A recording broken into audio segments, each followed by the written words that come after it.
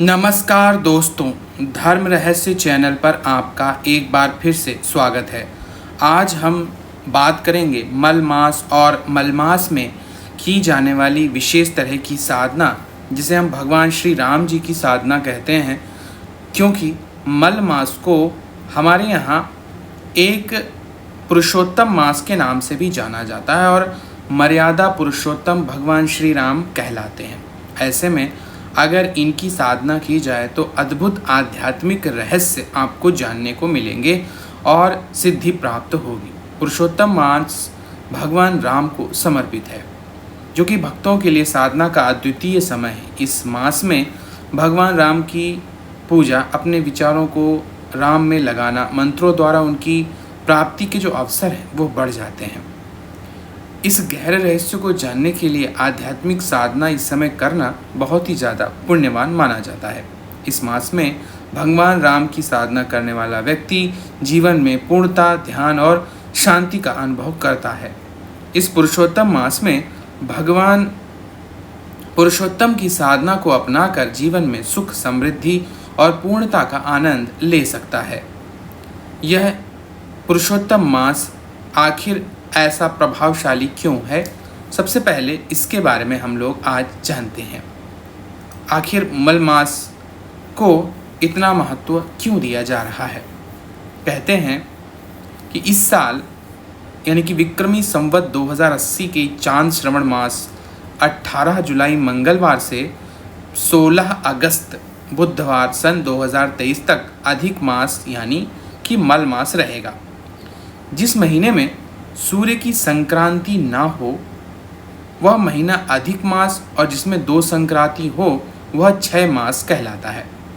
ज्योतिष की गणित के हिसाब से एक सौर वर्ष का मान 365 दिन और 6 घंटे 99 सेकंड का होता है, जबकि चंद्र वर्ष जो होता है वो 354 दिन 8 घंटे का होता है। दोनों वर्षों में प्रति वर्ष 10 दिन और 28 घंटे 9 मिनट का अंतर पड़ जाता है। इस अंतर में सामंजस्य स्थापित करने के लिए 32 महीने 16 दिन और 4 घंटे का समय बीत जाने पर अधिक मास का निर्णय किया जाता है। ज्योतिष के सिद्धांत ग्रंथों के अनुसार एक अधिक मास से दूसरे मल मास तक की अवधि अर्थात पुनरावृत्ति 28 मास से लेकर 36 मास में होना संभव बताया जाता है। इस प्रकार हर तीसरे वर्ष अधिक मास या मल मास की पुनरावृत्ति होना निश्चित होता है। लोक व्यवहार में इसी को अधिक मास और अतिरिक्त मल मास कहा जाता है। मल मास की दृष्टि से यह मास की निंदा होती है और पुरुषोत्तम मास की दृष्टि से उतनी ही ज़्यादा महिमा भी है। कहते हैं जब इस मास को कोई मान्यता समाज की तरफ से नहीं मिली तो यह मास स्वयं तिरस्कार से दुखी होकर घोर तपस्या भगवान विष्णु की करने लगा। ऐसे में भगवान श्री विष्णु ने प्रकट होकर कहा, जैसे मैं सद्गुणों, कीर्ति, प्रभाव, ऐश्वर्य, पराक्रम, भक्तों को वरदान देने के लिए त्रिलोक में प्रसिद्ध हूँ, उसी प्रकार तुम भी भूतल पर मेरे ही नाम से अर्थात राम के नाम से पुरुषोत्तम स्वरूप में प्रसिद्ध होगे। इसीलिए इस मास में जो भी भगवान विष्णु के रहस्य, उनकी पूजा पाठ और खासतौर से भगवान श्री राम की गोपनीय साधना करता है, उसके जीवन में ऐसा हो ही नहीं सकता कि वो शुभ फलों का भोग न भोगे। उसका जो प्रभाव है लाख गुना पुण्य प्राप्त हो जाता है और मृत्युपरांत जो है वह वैकुंठ लोक में अथवा गोलोक में भगवान विष्णु का सानिध्य भी प्राप्त करता है। इस दौरान आपको सूर्योदय से पहले उठकर शौच आदि इत्यादि से निवृत्त होकर पुरुषोत्तम मास के नियमों का पालन करते हुए सत्याचरण, ब्रह्मचर्य, भूमिशयन और भगवान की विभिन्न प्रकार से पूजा और उपासना करनी चाहिए। 18 जुलाई से लेकर 16 अगस्त तक इस प्रकार आप कर सकते हैं और इसमें किसी भी दिन आप जो इनकी साधना और उपासना, पूजा इत्यादि कर सकते हैं। इनकी जो पूजा और उपासना और साधना वगैरह जो है वह भगवान विष्णु से संबंधित होती रहती है। लेकिन अगर यह देखा जाए कि इस दौरान प्रभु श्री राम की उपासना की जाए, क्योंकि एकमात्र वही हैं जो पुरुषोत्तम कहलाते हैं। पुरुषों में जो उत्तम है उसी को हम पुरुषोत्तम नाम से जानते हैं। भगवान श्री राम मर्यादा पुरुषोत्तम स्वरूप में जन्मे थे और उन्होंने आजीवन मर्यादा का पालन किया। यद्यपि वह देखते हैं हम रामायण में कि भगवान श्री राम की पत्नी का हरण रावण ने कर लिया था, इसके बावजूद भी उन्होंने उसे संधि के लिए बार बार समझाने के लिए हर प्रकार से कार्य किया। चाहते तो एक बाण से वो सब कुछ कर सकते थे और हनुमान को भेजकर सीधे लंका से माता सीता को सीधे उठाकर अशोक वाटिका सहित मंगवा सकते थे, पर ऐसा नहीं किया। उन्होंने आजीवन पुरुषोत्तम होने का पूरा फर्ज निभाया और इसी प्रकार यह जो मल मास है इसको भी ऐसा ही वरदान प्राप्त है। आप इस दौरान अगर भगवान श्री राम की साधना पूजा करते हैं गोपनीय तरीके से तो अवश्य ही लाभ होता है, इसमें तनिक भी संदेह नहीं है। इस दौरान यह जो विद्या है, यह विद्या किसने और कब किसे को बताई थी, इसके बारे में हम लोग जानते हैं। कहते हैं इस मंत्र की साधना करने के बाद स्वयं सौभाग्यशाली हो गए थे युधिष्ठिर। आप युधिष्ठिर के संबंध में जानते ही होंगे, महाभारत में कई जगह पर वर्णन आता है कि धर्मराज का जो पद है वह युधिष्ठिर को प्राप्त है। युधिष्ठिर अपने आप में धर्म पर चलने वाले, पूरी तरह स्वच्छ आचरण करने वाले व्यक्तित्व थे। जब उनके सामने यह समस्या आई कि उनका राजपाट इत्यादि सब छीन लिया गया, तब भगवान श्री कृष्ण ने उन्हें कहा था कि आप मल मास में एक गोपनीय साधना कीजिए जो कि भगवान श्री राम की है। अगर उन्हें आपने प्रसन्न कर लिया तो ऐसा हो ही नहीं सकता कि आपको आपका खोया हुआ राज्य वापस ना मिल जाए। चाहे समय भले ही लगेगा, लेकिन आपको आपका राज्य अनिवार्य रूप से मिल जाएगा। तब भगवान श्री कृष्ण के ही कहने पर पांडुपुत्र युधिष्ठिर ने इस मंत्र का जाप और विधान किया था और मल मास में इसे कंप्लीट करके अपने राज्य को वापस प्राप्त किया था। यह एक सर्वश्रेष्ठ और गोपनीय मंत्र है। इस मंत्र का 10 लाख मंत्र जाप का विधान बताया गया है। मंत्र के दशांश का होम, होम के दशांश का तर्पण और उसका मार्जन और फिर ब्राह्मण भोज दशांश करने से इस मंत्र की सिद्धि हो जाती है। इसके कुछ तांत्रिक प्रयोग भी हैं जो कि गुरु के सानिध्य में करने चाहिए। इस मंत्र की सिद्धि के बाद चमेली के पुष्पों से कहते हैं 1008 बार हवन करने से किसी को भी वश में किया जा सकता है।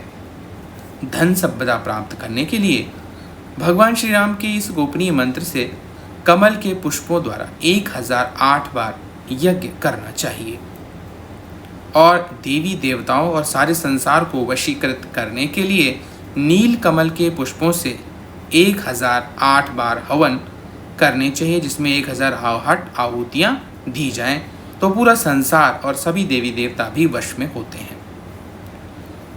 पीड़ित रोगी को रोगों से मुक्त करने के लिए इसका प्रयोग करना चाहिए। तो आप दूर्वा से इसका हवन 108 बार रोजाना करें, तो फिर उसके बाद अभिमंत्रित जल को उस रोगी को पिलाने से उस रोगी की जो रोग मुक्ति है वह अवश्य ही हो जाती है। अभिमंत्रित जल के सेवन से आरोग्यवान, बुद्धिमान और जीवन में वह व्यक्ति सफल भी होता है।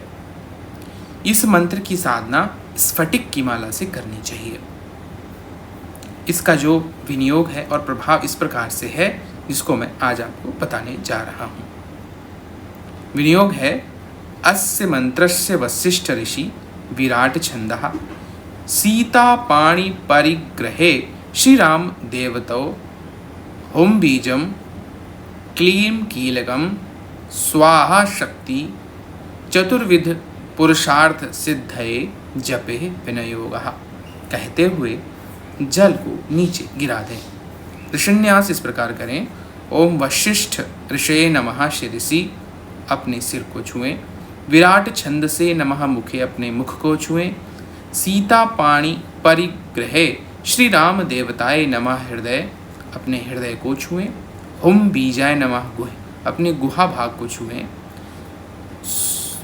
क्लीं क्लीकाय नमः नाभो, अपनी नाभि को छुएं। स्वाहा शक्तये नमः पादयो, अपने पैरों को छुएं। और विनियोगः नमः कह के सर्वांग करें। इसके बाद आप करण न्यास करेंगे। ओम क्लीं अंगुष्ठाभ्याम नमः, ओम क्लीं तर्जनीभ्याम नमः, ओम क्लीं मध्यमाभ्याम नमः, ओम क्लीं अनामिकाभ्याम नमः, ओम क्लीं कनिष्ठिकाभ्याम नमः, ओम क्लीं करतलकृपृष्ठाभ्याम नमः। इस प्रकार कर लेने के बाद फिर भगवान श्री राम के मूल मंत्र का जो जाप है उसको करने से निश्चित रूप से आपको सफलता मिलती है।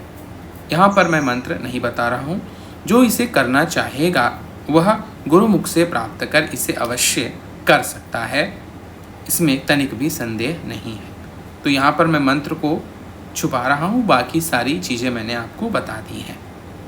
जो भी साधक सच्चे मन से अगर भगवान श्री राम का यह मंत्र करना चाहता है वह मुझसे इसे प्राप्त कर सकता है।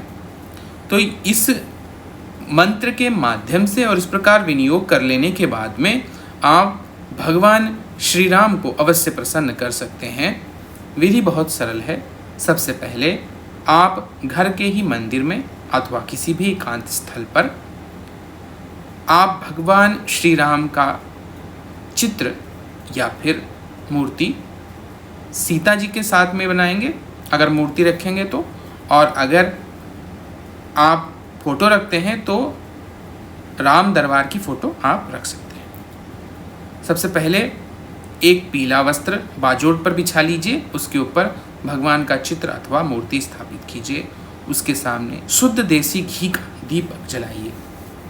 अब घी का दीपक जलाने के बाद सबसे पहले मलमास देवता को प्रणाम करके उनका नाम जपें और मन ही मन प्रार्थना करें कि हे मलमास देवता, आपको साक्षी रखते हुए मैं भगवान श्री राम की प्रसन्नता के लिए, आपकी प्रसन्नता के लिए और सिद्धि को प्राप्त करने के लिए यह मंत्र जाप कर रहा हूँ, कहते हुए जल भगवान श्री राम के चरणों में गिरा दीजिए। इसके बाद आप सबसे पहले प्राणायाम विधि से अनुलोम विलोम करने के बाद भगवान श्री राम की छवि को देखते हुए थोड़ी देर 5 मिनट तक आंखें बंद करके रखें और भगवान श्री राम के मधुर मुख और उनके शरीर रूप का हृदय में पूरी तरह उसे स्थापित कीजिए।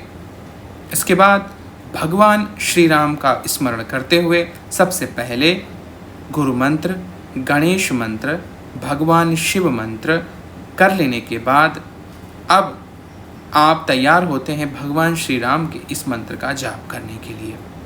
आप पीले रंग के वस्त्रों को धारण करें और पीले ही ऊन के बने आसन अथवा बाघांबर, अगर बाघांबर तो आजकल मिलना कठिन है, ऐसे में आप पीले रंग के ही ऊनी आसन का प्रयोग कर सकते हैं।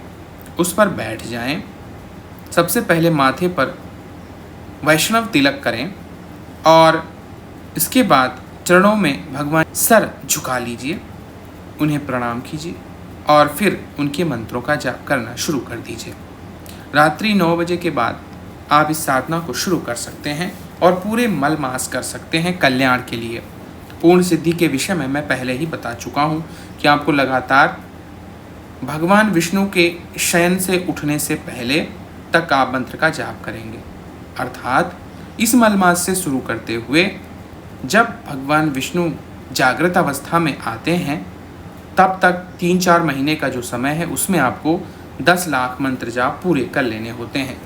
इससे आपको भगवान श्री राम के साक्षात दर्शन या भगवान विष्णु के चतुर्भुजा रूप में दर्शन होने की संभावनाएं होती हैं। इससे वैकुंठ लोक की प्राप्ति होती है, जीवन में सुख सुविधाएं सभी हासिल होती हैं और जो तांत्रिक प्रयोग इसके किए जाते हैं हवन के माध्यम से वह मैं पहले ही बता चुका हूँ। तो यह साधना आप अवश्य कर सकते हैं क्योंकि यह एक सात्विक साधना है और इससे विभिन्न प्रकार के लाभ प्राप्त होते हैं। स्फटिक की माला से आपको इसके मंत्र का जाप करना है, मैं पहले ही आपको बता चुका हूँ। तो मलमास के संदर्भ में मैंने आज आपको बताया कि इस दौरान कैसे आप भगवान श्री राम को प्रसन्न कर सकते हैं, क्योंकि मलमास को पुरुषोत्तम कहा जाता है और स्वयं भगवान राम मर्यादा पुरुषोत्तम कहलाते हैं। इसीलिए यह वरदान जो पुरुषोत्तम मास को दिया गया है, इन्हीं पुरुषोत्तम को अगर आप सिद्ध करना चाहते हैं तो अवश्य ही भगवान राम को प्रसन्न करके अद्भुत सामर्थ्य प्राप्त करते हैं, जैसे युधिष्ठिर ने अपना खोया राज्य प्राप्त किया था। तो यह था आज का वीडियो। अगर आपको यह जानकारी पसंद आई है तो लाइक करें, शेयर करें, सब्सक्राइब करें चैनल को। आपका दिन मंगलमय हो। धन्यवाद।